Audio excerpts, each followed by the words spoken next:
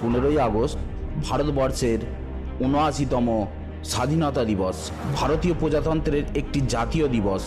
1947 সালের 15ই আগস্ট 1354 বঙ্গাব্দের 29শে শ্রাবণ শুক্রবার ভারত ব্রিটিশ রাজশক্তির শাসন কর্তৃত্ব থেকে মুক্ত হয়ে স্বাধীনতা অর্জন করেছিল।